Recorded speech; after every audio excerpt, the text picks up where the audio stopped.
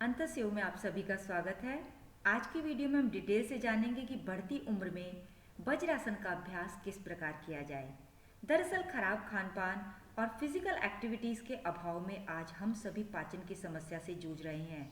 ऐसे में बहुत ज़रूरी है कि रोज़ाना वज्रासन का अभ्यास किया जाए खाने के पश्चात, जिससे कि पाचन शक्ति से जुड़ी समस्याओं को दूर किया जा सके। तो आइए जानते हैं और कौन कौन से फायदे हैं इस वज्रासन के।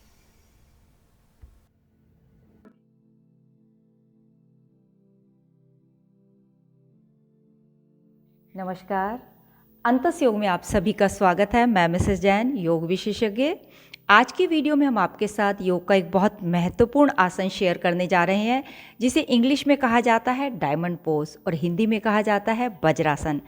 वज्र यानी मजबूत।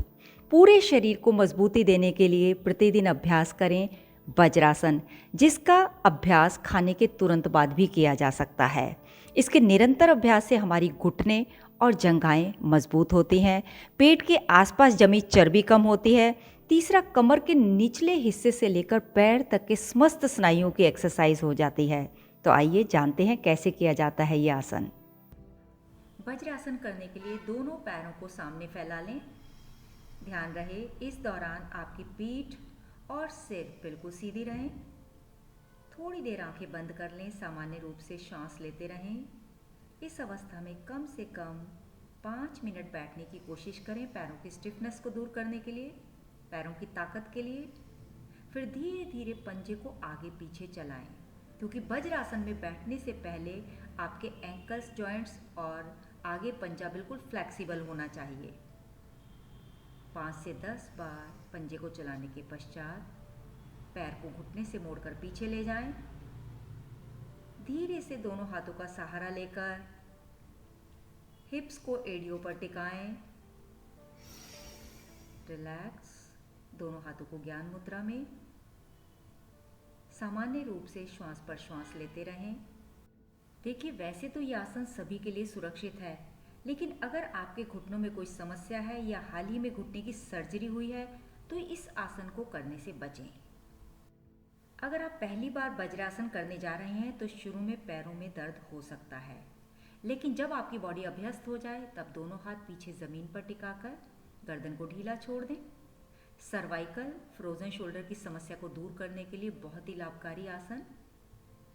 लोअर स्पाइन की स्टिफनेस को दूर करने के लिए, पैरों की स्ट्रेंथ के लिए, चेस्ट से रिलेटेड रोगों को दूर करने के लिए, ब्रोंकाइटिस, अस्थमा, टीबी, थायराइड। इस पोस्चर को कम से कम 10 सेकंड तक जरूर होल्ड करें। नियमित रूप से वज्रासन का अभ्यास करने से हमारा पाचन तंत्र सही रहता है, कॉन्स्टिपेशन की प्रॉब्लम दूर होती है। अंत में कोशिश करें, अगर आपके बैकबोन में स्ट्रेंथ है तो शशंकासन, सांस को बाहर निकालते हुए नीचे जरूर झुकें।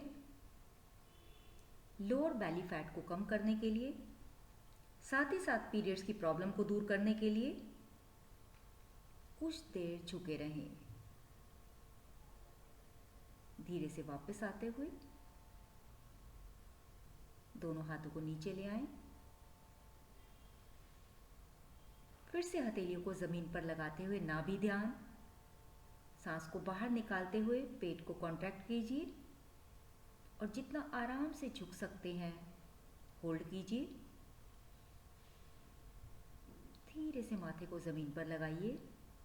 पूरी बॉडी को एनर्जाइज करने के लिए, फ्लेक्सिबिलिटी को इम्प्रूव करने के लिए, बॉडी शेप को सही रखने के लिए, इंच लॉस के लिए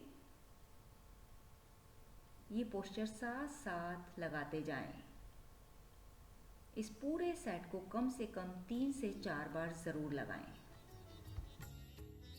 इस आसन का एक और सबसे बड़ा फायदा, यह आसन पीठ को मजबूत करता है तथा पीठ के निचले हिस्से की समस्या और शाइटिका की समस्या से राहत दिलाता है। तो प्रतिदिन अपनी डेली रूटीन में इस आसन का अभ्यास अवश्य कीजिए।